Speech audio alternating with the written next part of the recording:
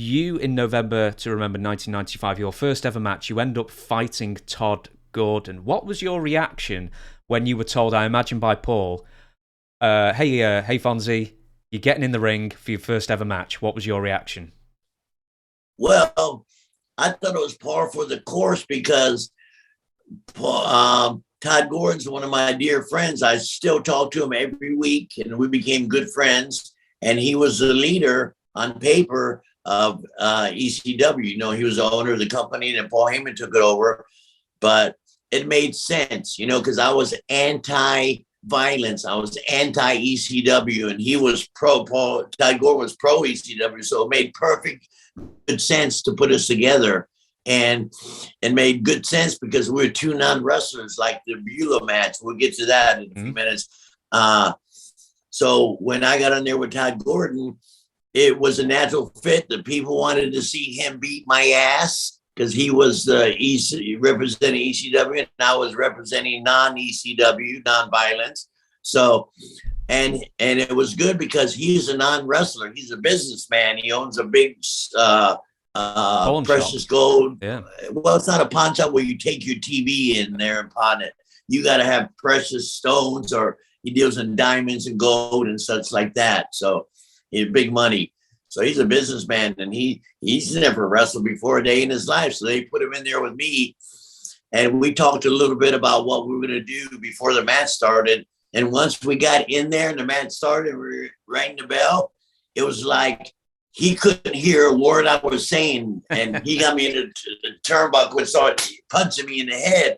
And I said, Todd, loosen up. You're killing me, Daddy. He was hitting me as hard as he could, you know, not realizing it. He was beating me up, literally beating me up. But it was good for the match because, you know, I'm not going to complain. I took a couple of beatings, so what? But it worked out to be good. And Todd Gordon's one of my best friends from still today. I was going to actually ask as well, did you practice your working punch on anybody or anything before you went out there? No, we just went out there and did our stuff. I think the natural way we did stuff was the better way to do it. Well, you're a non-wrestler, so you shouldn't be wrestling like a wrestler. Exactly. Correct. I couldn't do a sunset flip or a leapfrog or drop kicks or any of that. We more had like a street fight, you know. Yeah. It's the same thing that with Beulah. Same thing with Beulah. Yeah. I'm going to ask you this then as well. I keep saying I'm going to ask you this. There's another tick I'm developing throughout this interview, apparently. But this is a more difficult question. And it is, in fact, actually, just before I do ask that, what was Todd Gordon's role, apart from owner? What would he do? Would he field ideas? Would he help people with matches? He was in the office. He was, him and Paul Heyman were the bookers of the company, and they, you know, talked and stuff and went over stuff and went over angles and thought this would be good and this would be bad. Todd Gordon was pretty good at what he did, and he loved the wrestling business like we do. So he was great to work with. He was one of our leaders, you know. He was one of our leaders, and he was financing the company too. With that being said, in 1997, I think this is, and sorry, I'm sure you get asked this a lot. Todd Gordon ends up being apparently the mole who is facilitating ECW and that's wrestlers. Not true. That's not true. Well, that's what I want to ask you, because your name is also mentioned at the same time with Todd Gordon, where apparently there was facilitating of ECW wrestlers to go to WCW. You tell me, you set me straight from what's true and what's not. Well, for some reason they thought that because I was tight with all the guys in all the office in WCW, and they thought that they would call me and I would steal their talent. That was far from the truth. I didn't even know. Like the match before I had the match with Beulah, for some reason they thought I was negotiating with WCW for Sabu to go there, and I wasn't. I didn't even know Sabu went there. Sabu flew to Atlanta, had a meeting with Kevin Sullivan and the office people in WCW. And they wanted to bring him in, and they said, "Who do you want as your manager, Sabu?" And he said, "Fonzie, of course." I didn't know any of this. I didn't know any of this until it came out, and then they all thought I was the mold with Todd Gordon, but that was far from it. I didn't even know that Sabu had went there. I didn't know. They never called me and never went to me at all. But that was a reason for them to think that, because I was affiliated with WCW so good, and I knew all the guys.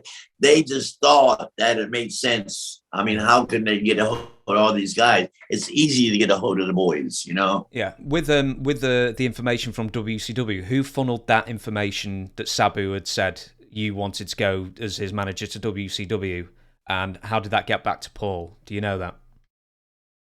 Well, Sabu told me that. He told me, he said, Fonzie, you know, you got heat because they think you're the mode and stuff.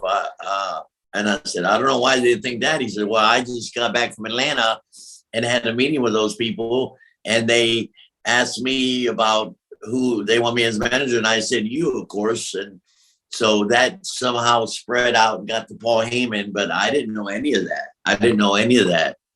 In the ECW documentary that WWE put out in 2004, they credit, they mention the whole mole story and Todd Gordon, and your name gets thrown in. But also in that documentary, people say that you were so loved in the locker room that they didn't want to see you go.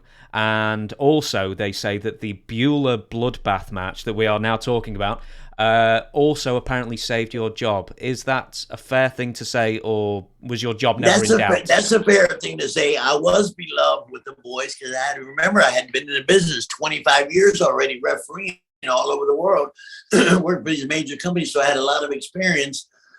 When I walked into the locker room, Paul Heyman called me up and said, hey, I have a 4-week program. I want to bring you an ECW. I said, what the fuck's an ECW? So when it's time for me to go up, I walk into the locker room. I got a nice Submariner Rolex. I got my nice jacket. I got Louis Vuitton luggage. I walk in, beautiful, hair fucking cut perfect. And I walk in, there's Tommy Dreamer, there's Sandman, there's Taz, there's Van Dam, there's Sabu. I didn't know one fucking person in that locker room, but they all knew me. And Paul Heyman was creating his own stars. Sandman, he was one of our big stars, and he's still relevant today. I see him at the conventions all the time. So I was beloved because I blended right into the locker room, and I'm a good guy to talk to. I'm an honest guy. I knew a lot about the business, and people respected me, and I would talk to the young guys and tell them stories and help them out with their matches and stuff. I was very good at what I did. And still today, when I go to the conventions or when I do an indie show, I don't want to call them indie shows. When I do a wrestling show for a company like the shirt I'm wearing is CCW, they're out of South Florida, close to the Championship Wrestling. I've been with them 2 years, and I'm beloved there because I help out. I do this, I do that. So I'm just well liked in the business, period, because I've been around for so long. I've done so much stuff, and people respect that. And I'm a good guy in nature. I'm a good loving guy, and I want to see everybody do well. And with the Beulah match, of course, as suggested in the documentary, it went so well that it ended up working in your favour, and you ended up working till the end of ECW.